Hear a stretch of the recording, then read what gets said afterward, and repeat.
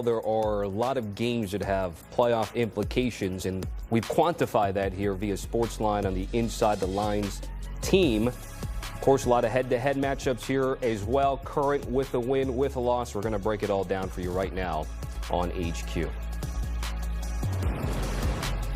So we're back here with Mackenzie Brooks and a very festive Damian Harris joining us here in the spirit. He's ready for Christmas. Y'all ready for Christmas or what? I mean, we are definitely ready. And Thanksgiving in our rear view. We're already done with Thanksgiving, even though that was a week ago. Right. So what we're going to do here is Ken's from her team is going to sort of lay out what's at stake with some notable games with playoff implications. And then Damian's going to give us his thoughts on the field when it comes to those games. Tonight's a big one. Cowboys and Lions. What's at stake here, Ken's? I'd go as far to call it a playoff eliminator here. I mean, this is a Dallas team that's around 24% chance right now. They lose tonight. That drops them under a 10% chance to win. They just have to win out, which is an objectively hard thing to do, even if you have a quote-unquote favorable end of the schedule here. They're just not going to jump teams like the Rams, teams like the Seahawks, teams like the Niners here. And when you have the Eagles in your division, that's also a very, very tough spot to be. On the other side, with the Lions, now they sit around a 37% chance.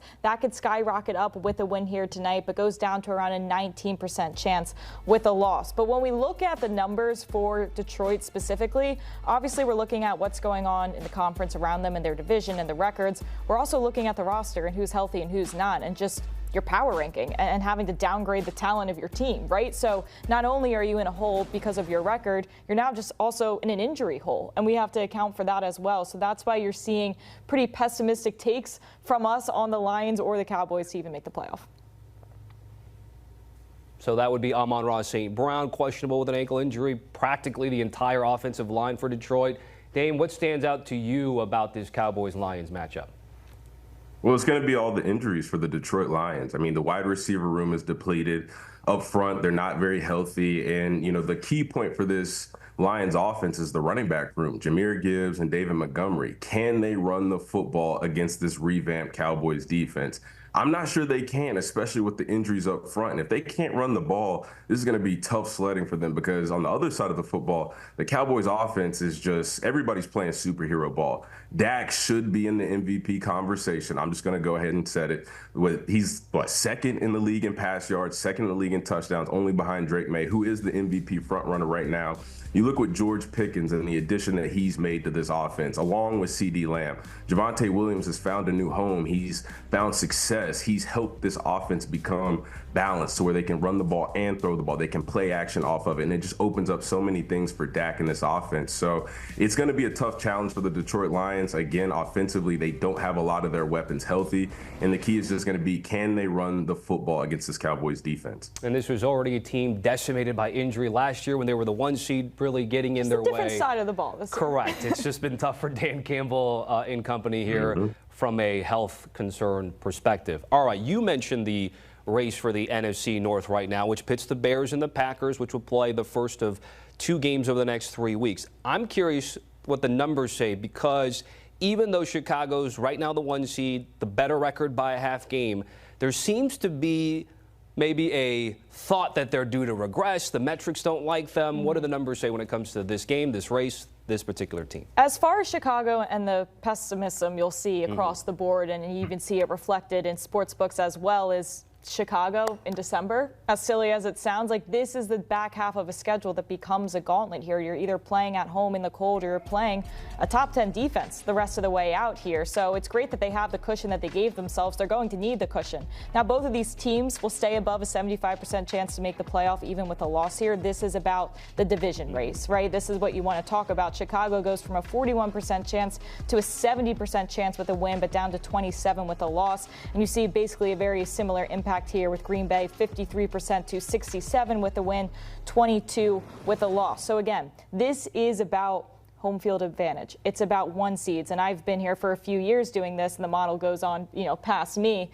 The difference between being in a wild card seed is drastically different for your Super Bowl chances than being a 1 seed. Having that home field advantage is tripling, if not just doubling, your chances to make the Super Bowl. So I'd still call it massive implications for this game. Mackenzie, Tommy, I got a question. Why is everybody waiting on the Bears to crack? I mean, is it Caleb Williams? Some Do they of not us want are- to see some of Ben us are Johnson have butthurt Eagles success this fans. fast? Let me ask you What's something. going on? So Dave, we can't just believe in the hype. What's going on here? All right, by the way, are you a big point differential guy? Because the Bears were actually negative point differential before their win over the Eagles, and they're still only +6 in that department. So that's only one added catch metric. up to you. That's what I people I'll say think. this. That's what I'll people say this, think. Tommy Trent. I'll say this. There are much more important statistics that contributing to winning than point differential. Now, I know that sounds crazy. People are probably going to look at me and think that I've got two heads right now. But when you talk about turnover margin, when you talk about red zone efficiency, when you talk about third down, how you handle end of game situations, I know that this game is about scoring more points than the other team, and clearly the Chicago Bears have done that. They're 9-3, they're the #1 team in the NFC, but I just don't think point differential is the biggest stat that contributes to how good a team really is. But what I will say is this Chicago Bears team is good. We have to face the facts. They're not the same Chicago Bears of old. Ben Johnson has come into Chicago and brought a new energy, a spark, a mentality, a sort of discipline that you have to follow as a player or else you're going to get replaced. And I think the players in the Bears organization know that. And guess what? They've all bought in, and it starts with Caleb Williams. He's playing phenomenal football. He's playing more of the quarterback position as opposed to the playmaker position. What I mean by that, Ben Johnson has challenged Caleb Wilson to identify the defense at the line of scrimmage, make adjustments, and then call the plays that we need to be called and then operate them and execute them at a high level. It's not just snap the ball, run around and see who's open, which Caleb Williams has been used to. So this offense has been really clicking. It's been on the shoulders of Caleb Williams, and he looks like he's embraced that. He's not shying away from the attention. He's saying, put the onus on me. I will spread the message to the players, and we will all buy into this system. So this is going to be a really competitive game. I will say, I think it would be almost stoic with the Chicago Bears being the #1 seed right now if that got derailed by the team in green and gold being the Packers. You know, it seems like that would be a pretty normal storyline, but, you know, we'll just have to see how this one plays out. All right, good on good at Lambeau this weekend. If we go to the AFC North, it's mid versus mid. It's 6-6 versus 6-6. That's nice of you. It is nice Not of me. mid I'm versus trying to. mid. Yeah, I mean, these are two teams that got booed off their own home field last week. yeah, they really did. So I'm trying to be Switzerland and play down the line here. But in terms of the numbers, are we seeing something other than down the line? Is there a preferable team that come out of this thing here when it comes to the North? I mean, when you think about the AFC North, both of these teams, you know, their only chance really to make the playoffs is win the division. They're both really out of that wild card contention from a numbers standpoint. So right now they basically have the full pie of winning the division. It's Steelers versus Ravens. So with a win, either of these teams go from around that 50% and jump up to a 70% chance. If you win this game, you're now just in the driver's seat, in control to take the division. Now, if they end up splitting, it's not that deep, but it is the opportunity to have two head-to-heads over these teams is going to be massive for you. So that's why you see such a jump and such a swing with a win and loss to win the division. Obviously, these head-to-heads will be massive because they're really the only two we're looking at to come out of this division here. When you talk about mid versus mid, looking at these two teams, I mean, thank you for laying out all the numbers, Mackenzie, but you're talking about two quarterbacks who have played at MVP calibers for most of their career that aren't playing that way right now. Obviously, a lot of that is due to injury, but when healthy, neither Aaron Rodgers or Lamar Jackson have played particularly well. The run game has not really been a factor for either team. I mean, I'm especially disappointed with the Ravens because you've got Derrick Henry, who is he's still got the juice. He can still run the ball effectively. I know he had some fumbling issues at the beginning of the season, and I'm not sure if that scared them away from using him as much as he's used to being used. But also you have to factor in some of the offensive line play as a contributor to that as well. And then you look at both of these defenses. I mean, the steel curtain isn't really the steel curtain anymore. It's more like a linen curtain, if you will. And then you look at the Baltimore Ravens. We've been asking, begging, where has this Ravens defense been all season long? Raquan Smith, we want to see him step up. Guys like Marlon Humphrey. You know, we've got Kyle Hamilton. They've got the players to do it. They just haven't risen to the occasion. And both of these teams are sitting here with the records that they have. So when I watch this matchup tonight, which team is going to play better? Which team is just going to play with more of a sense of urgency, looking at this as a potential playoff elimination game? And ultimately, which quarterback is going to play better? I mean, again, both of them have been banged up. Neither have played their best football. I mean, I would think that Lamar Jackson has the better chance of going out and having a good performance and leading his team to a victory tonight. But there have been a lot of questions and concerns about what is really wrong with Lamar Jackson. Because, again, when he's healthy out there, he just doesn't look like the same MVP caliber Lamar Jackson.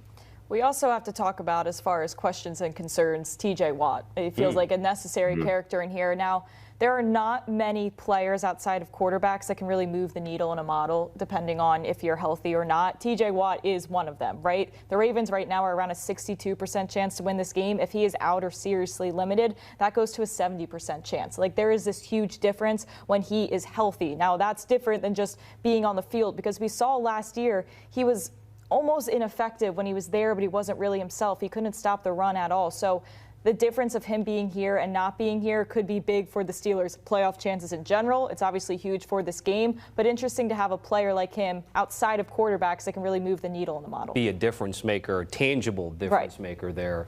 Let's go from one game on CBS to another, which is the AFC South. Colts and Jags getting real juicy here, Ken.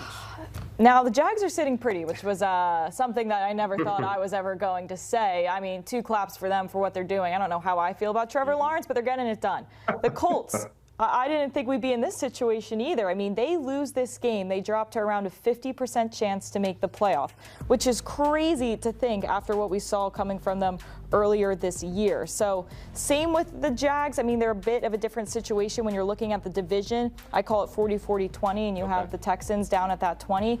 The interesting note as well for the Colts, you know, the only head-to-head relevant they have is the Chiefs. If the Chiefs win and the Colts lose, that floor of 50 probably becomes a floor of 35. So the doomsday scenario for the Colts is they lose this game, pretty likely, and the Chiefs the Chiefs win their game. That creates this mega nightmare situation for the Colts. But as you mentioned, or as I mentioned here, it's really like the Jags and Colts around 40% of the pie, the Texans holding around 20. Listen, if the Colts don't make the playoffs off the way that they started, it would be a damn shame. We're going to look at Daniel Jones and say, you are who you are, Pete Prisco's favorite saying. And then, in retrospect, with Trevor Lawrence and all the hype and the contract that he signed and the great quarterback that he's supposed to be, I'd be willing to say, if they don't make the playoffs, I'd say the same thing. You are what you are. But looking at this matchup, I think the most interesting thing is Jonathan Taylor, the NFL's best running back, versus the Jaguars defense, which is #1 in rush defense. And when you look at this Colts team, their offense primarily goes through Jonathan Taylor. I know Daniel Jones played really well at the beginning of the season, and we were talking about him and highlighting how much better he was playing than he was in New York. But this ship really runs on the back of Jonathan Taylor's. And when they lose, when they don't play well, you notice that Jonathan Taylor's stats aren't what they should be, whether he doesn't get the amount of carries because they're playing from behind and they can't really get him going, or because the defense just had a really good game plan, kept him in a box, tackled in numbers, and didn't allow him to get going with the run game. So if the Jaguars can limit Jonathan Taylor, I'd say keep him under 100 yards, maybe under 90 yards. I think they got a pretty good shot at winning this game. It's interesting because right now we do have the Colts winning this game, 27-25. Okay.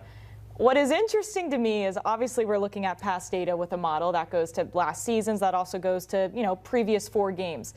When Jonathan Taylor a few weeks ago had that 250-plus run game, right, that is skewing what he is able to do. So right now in a model, we have him projected to go for an obscene amount of yards because of what he did in that one game. But outside of that, he hasn't been relevant. So I'm thinking if we just extract that one game from the past 4 weeks, and if we also extract some of the data from the Jags run D last year that was terrible, because that's still kind of baked into the model, I do think this would go from us having the Colts winning by 2 to probably the Jags winning by 2. So, by the way, Colts, I don't think have won in Jacksonville about a decade. They got a Jacksonville problem. They do. We saw the Texans on that graphic there. They have been hot, and they can really do the 2-for-1 here, which is then bury the Chiefs and also increase their chances. How so? If they're able to win this week. If the Chiefs are able to win. No, if the Texans are able to beat the Chiefs, they would bury KC and also elevate their numbers, I would assume. Exactly. Right? This is like a double whammy of just trying to get the win on your schedule, but then knocking off a head-to-head and wildcard contention as well. So these are the type of teams. The AFC is, the cut line's looking like 10 wins. The NFC is probably around 11, but you're looking at the Chiefs they're the 5th best odds to get to those 10 wins, right? Around a 56% chance to even be in the conversation, to even make the cut line here. So obviously winning this game becomes very, very crucial. You mentioned it. Houston is on a roll and we get a massive bump, 59% and 85% with a win, because this is one of their hardest games on the schedule. And like every other wild card contender in the AFC, you know, those head-to-heads do become massive. Now, we do like the Chiefs in this game. And this is honestly the first season we've actually liked the Chiefs a lot in power rankings as well. We've always been waiting on their downfall, and this is actually the one year we're kind of into them. What I will say for them, if they lose this game, they go down to a 9% chance to make the playoffs, which I'm going to call a playoff eliminator here. So they are in win or go home mode.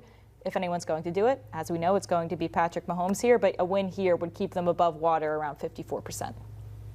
Yeah, I was gonna say if they lose this game, go and give them a big fat 0 because they're not going to the playoffs. Now, Mackenzie, I love what you just said. If anybody can do it, I mean, it's Patrick Mahomes. We've seen that year in and year out, and until we see something different, we have to believe what we've seen in the past, and that's Patrick Mahomes is more than likely going to be in the playoffs and more than likely going to be in the AFC Championship. But not to get too far ahead of ourselves, because this Houston Texans defense, Tommy Tran, did you see what they did to Josh Allen? Do you see how they've been terrorizing the rest of the NFL lately? Danielle Hunter, Will Anderson Jr. have been wreaking absolute havoc. And if I know one thing about this Chiefs team, they've been struggling to play around Patrick Mahomes, whether it's the receivers, whether it's the offensive linemen not protecting him. Patrick Mahomes, he needs some guys to step up, and it's going to be the offensive line. They've got to get it together from tackle to tackle. They've had issues on both sides. Josh Simmons, their superstar rookie, he's been dealing with injuries.